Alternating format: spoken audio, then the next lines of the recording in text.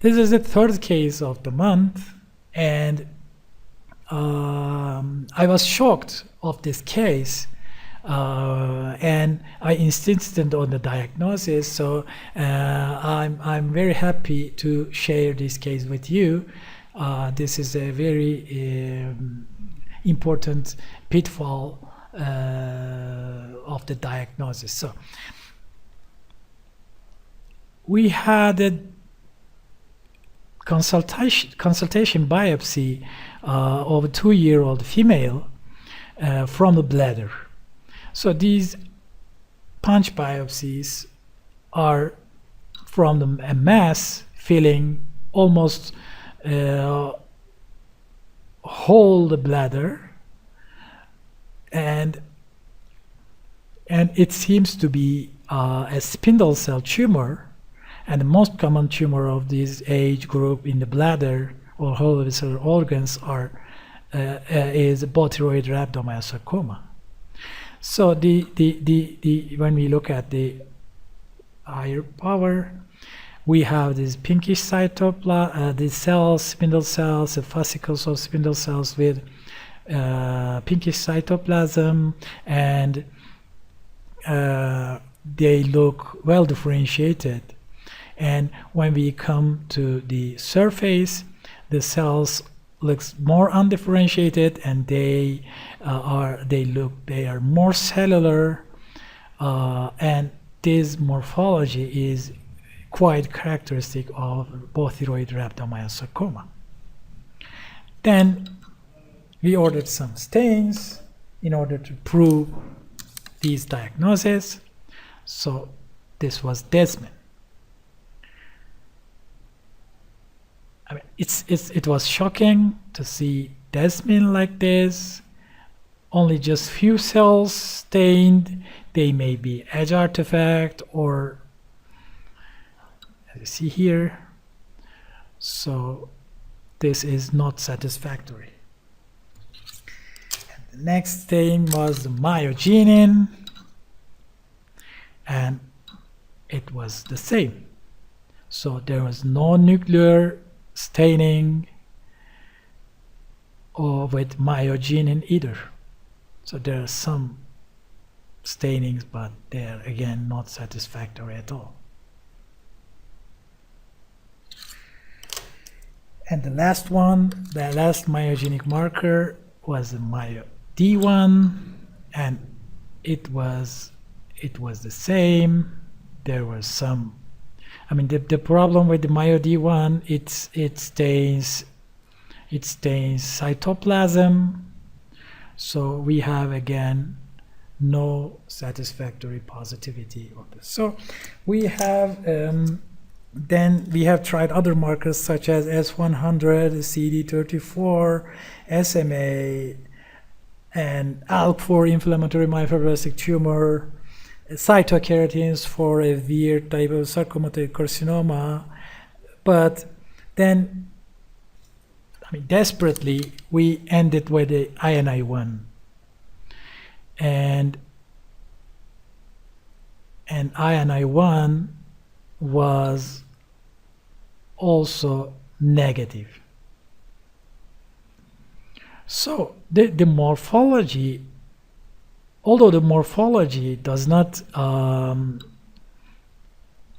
support any INI1 deficient tumor, I had to examine more and found out that even the endothelial cells were negative in this biopsy. So this INI1 must be misleading, and there's some problem in the preservation of antigenic preservation of the tissue. So I have ordered a new biopsy from the patient, and again at the low power field I'm going to show the perfect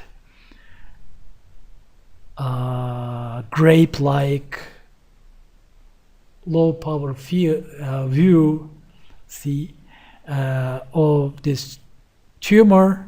And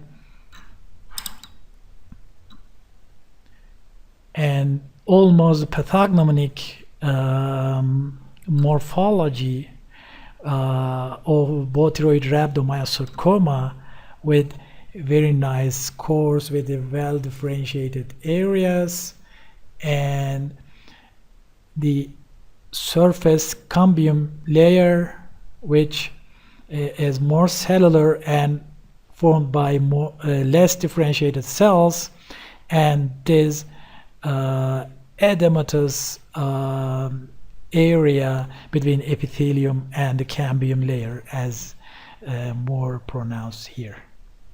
And again, I'm going to show some cells, some rhabdomyoblasts here that supports the diagnosis of rhabdomyosarcoma. This time, tumor cells were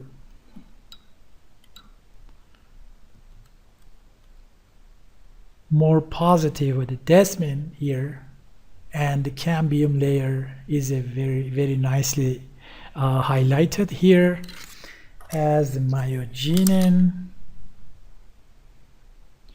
This is a myogenin.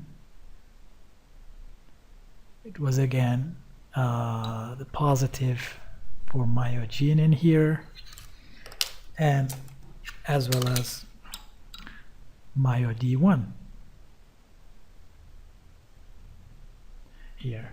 And as we expect, the less differentiated cells stains more than the well differentiated areas. And for curiosity, I ordered INI1. So as we see here, surface epithelium, and both surface epithelium and the tumor is stained for INI1. There was no deficiency, no lack of INI1, but some chips of biopsy lacked INI1. These should be due to the thermal artifact of the biopsy procedure, that some areas lack the INI1 immune reactivity.